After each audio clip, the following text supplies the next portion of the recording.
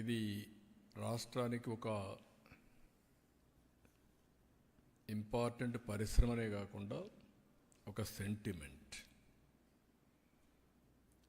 విశాఖ ఉక్కు ఆంధ్రుల హక్కు, దీనిపైన ఉద్యమాలు జరిగాయి, ప్రాణ త్యాగాలు చేశారు.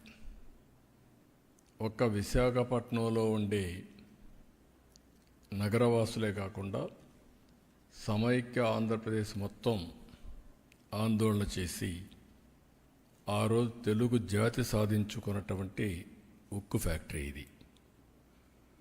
అందుకనే ఎప్పుడు కూడా ఈ ఉక్కు ఫ్యాక్టరీని కాపాడుకోవాలని అన్ని విధాల ప్రయత్నం చేస్తూ వస్తున్నాం. 1996లో ఇదే మాదిరిగా ఇండస్ట్రీ సిక్ అయింది. ఆ రోజు నేను ముఖ్యమంత్రిగా ప్రధానమంత్రి వాజ్పేయి గారితో మాట్లాడి 1650 కోట్ల రూపాయలు ఆ రోజు ఈక్విటీ ఇచ్చి మిగిలినంత లోన్ కూడా తీసుకుని ఎక్స్పాన్షన్ కానీ అదే మరి దాన్ని స్ట్రీమ్ లైన్ చేశాం. అక్కడి నుంచి అంటే ఎప్పుడు ఈ యొక్క స్టీల్ ప్లాంట్కి ఇబ్బంది వచ్చినా ఆదుకునింది ఎన్డీఏ ప్రభుత్వం. ఆ రోజు ఇక్కడుంది ముఖ్యంగా తెలుగుదేశం ప్రభుత్వం, ఇప్పుడు ఎన్డీఏ ప్రభుత్వం. మళ్ళీ ఇలాంటి అనేక సమయాల్లో ముందుకు వచ్చి ఇవన్నీ చేశాం. గడిచిన 5 సంవత్సరాల్లో పూర్తిగా నిర్లక్ష్యం చేశారు. దానివల్ల కూడా చాలా ఇబ్బంది వచ్చింది. ఎన్నికల సమయంలో హామీ ఇచ్చాం.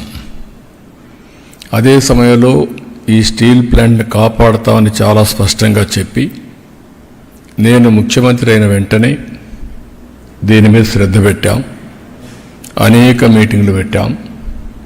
ఆ రోజు మీటింగ్లో ఎంపీగా ఉండే భరత్ గారు కూడా అక్కడికి రావడం, అక్కడ ఆయన కూడా రిప్రజెంట్ చేయడం. అదే మరిగా మేము ఒక మీటింగ్ కాదు, సిరీస్ ఆఫ్ మీటింగ్స్ జరిగాయి. ఒకరోజైతే రాత్రి 12:30 గంటలకు మీటింగ్ పెట్టాం. ఆ రోజు నిర్మలా సీతారామన్ గారు చాలా బిజీగా ఉండడం, మహారాష్ట్ర నుంచి లేట్ నైట్ రావడం. ఆ లేట్ నైట్ వస్తే కాదు మళ్ళీ నేను వెళ్ళాలి కాబట్టి ఆ రాత్రి అర్ధరాత్రి కూర్చొని సమీక్ష చేశాం. ఏదేమైనా ఒక పట్టుదలతో పనిచేశాం, చిత్తశుద్ధితో ముందుకు పోయాం. 7 నెలలు దీనికి చేసిన ప్రయత్నాలు ఈరోజు ఫలించాయి.